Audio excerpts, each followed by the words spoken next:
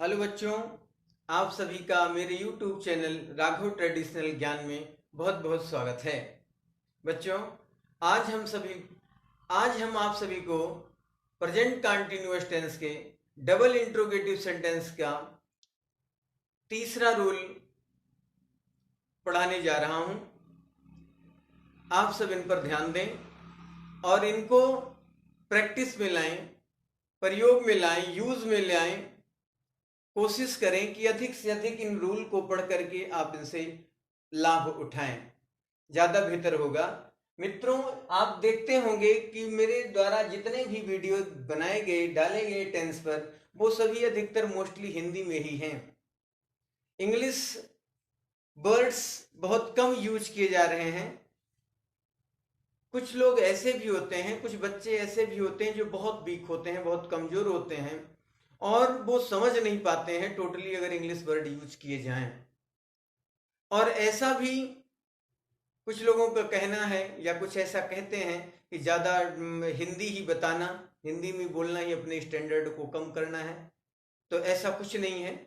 ऐसा कुछ दिया जाए जो सबके समझ में आए, जो ज़्यादा जानता है उसके समझ में भी आए और जो कम जानता है उसके समझ में भी आए। मेरा यही प्रयास है कि प्रत्येक टेंस के जितने भी सेंटेंस हैं उनके स्टेप बाय स्टेप रूल आपको मिलते जाएं और आप आसानी से उन सारे सेंटेंसों के रूल्स को अच्छी तरह से समझ सकें। यही मेरा इस तरीके से बताने का और वीडियो बनाने का उद्देश्य है। बच्चों, यदि आपको हमारा वीडियो पसंद आए, इससे आपको लाभ मिले, तो आप मेरे चैनल को सब्सक्राइब कर लें और उसे शेयर भी कर दें, बेल आइकन को भी प्रेस कर दें तो अच्छा होगा। जितने भी वीडियो मेरे द्वारा अपलोड किए जाएंगे उनकी सारी जानकारी आपको मिलती रहेगी। आइए, समय को वेस्ट ना करते हुए हम अपने टॉपिक पर चलते हैं। बच्चों, इंट्रोगेटिव सेंटेंस के थर्ड रूल में कहा गया कि ऐसा प्रश्नवाचक वाक्य जिनमें कितना, कितनी, कितने, किसका, किसकी, किसके, कौन सा, कौन सी, कौन से और किस, ये शब्द आते हैं तो इनके साथ इनसे संबंधित नाउन भी आते हैं। इन शब्दों की जो मीनिंग्स हैं वो हम इंट्रोगेटिव प्रोनाउन लिस्ट में पहले ही वीडियो बना चुके हैं, आप उनको देख सकते हैं और पढ़ सकते हैं। तो इन शब्दों के साथ, जैसे हाउ मेनी मीन्स कितना, कितनी, कितने, हाउ मच मीन्स कितना, कितनी, कितने, हाउ मेनी का यूज काउंटेबल नाउन के साथ किया जाता है, हाउ मच का प्रयोग अनकाउंटेबल नाउन के साथ किया जाता है, हुम मीन्स किसका, हुज मीन्स किसकी और विच मीन्स कौन सा, कौन सी, कौन से, किस, ये शब्द अगर किसी सेंटेंस में आते हैं तो इनके तुरंत बाद आपको नाउन यूज करना है। ऐसे वाक्यों में क्वेश्चन वर्ड के साथ नाउन लिखकर अकॉर्डिंग टू सब्जेक्ट, सब्जेक्ट के अनुसार हेल्पिंग वर्ब सहायक क्रिया लगाकर कर्ता लिखते हैं, कर्ता अर्थात सब्जेक्ट लिखते हैं। फिर मेन वर्ब की फर्स्ट फॉर्म में आईएनजी लगाकर अंत में क्वेश्चन मार्क अवश्य लगाते हैं। स्ट्रक्चर से समझ लें, क्लियर हो जाएगा। How many, how much, whom, whose, which, इनमें से कोई एक वर्ड जो वाक्य में होगा उसको आपको सबसे पहले लिखना है, उसके तुरंत बाद आपको नाउन लिखना है, फिर हेल्पिंग वर्ब लगानी है। हेल्पिंग वर्ब सब्जेक्ट के अनुसार लगाई जाएगी। यदि सिमिलर सब्जेक्ट होगा तो इज यूज करेंगे, यदि आई होगा सब्जेक्ट तो एम लगाएंगे, यदि हमारा सब्जेक्ट प्लूरल होगा तो आर लगाया जाएगा। उसके पश्चात आपको वर्ब की फर्स्ट फॉर्म में आईएनजी लगानी है, फिर ऑब्जेक्ट लिखना है, अंत में क्वेश्चन मार्क अवश्य लगाना है। इस पर आप विशेष ध्यान देंगे। सेंटेंस है, एग्जाम्पल उदाहरण है कि वह आज कितनी पुस्तकें खरीद रहा है। बहुत ध्यान से समझेंगे बच्चों। वह आज कितनी पुस्तकें खरीद रहा है। यहां पर इस सेंटेंस में कितनी शब्द, जो कितना ये शब्द है वही क्वेश्चन वर्ड है।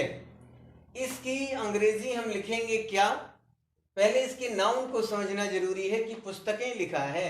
ये पुस्तक को हम गिन सकते हैं, ये काउंटेबल नाउन है, इसलिए कितनी की अंग्रेजी के लिए हाउ मेनी का यूज किया जाएगा।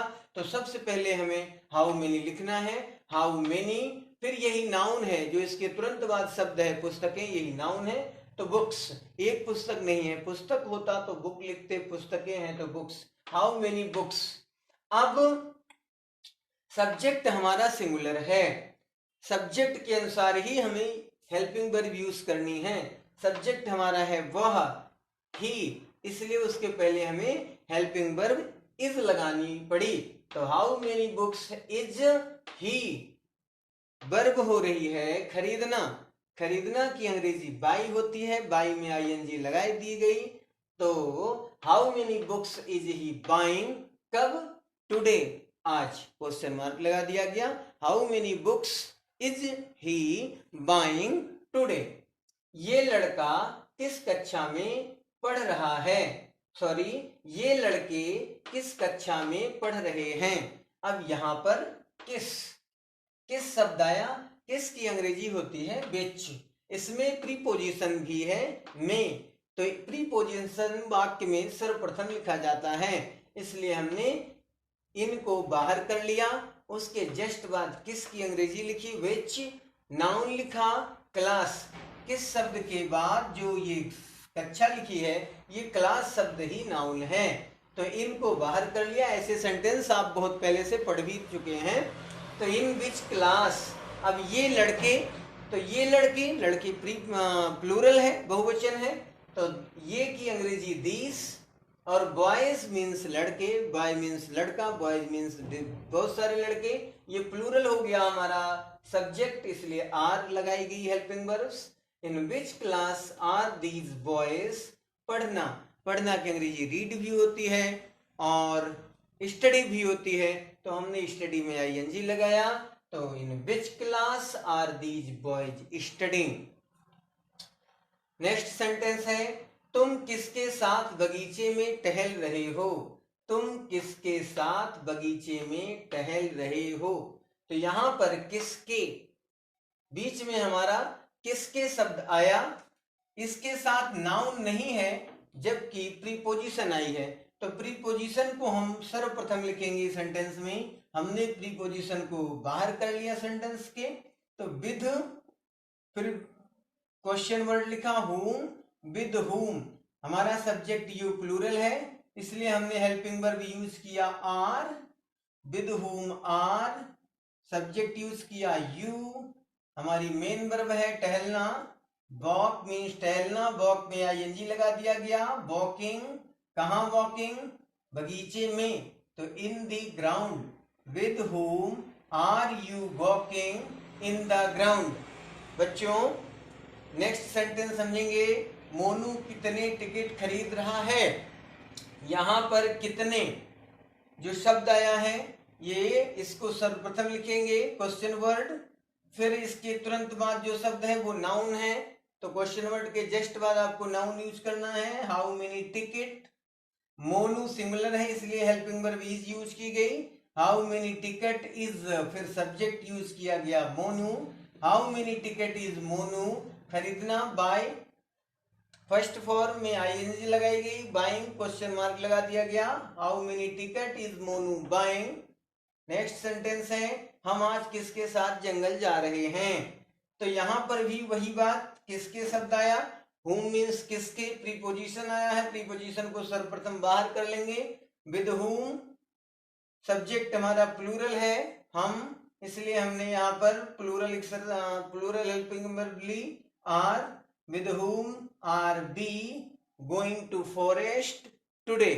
बच्चों आशा करते हैं कि आपके समझ में आया होगा। इन सेंटेंसों के फिनिश होने के पश्चात आपके लिए एक्सरसाइज की ढेर सारी वीडियोस बनाई जाएंगी, सेंटेंस वाइज, पॉजिटिव सेंटेंस की, निगेटिव सेंटेंस की, इंट्रोगेटिव सेंटेंस की, सारे सेंटेंसों की एक्सरसाइज आपके लिए दी जाएंगी, आप उनको अच्छे से सॉल्व करेंगे। यदि आपके समझ में नहीं आता है तो आप हमें कमेंट बॉक्स में कमेंट करके बताएंगे,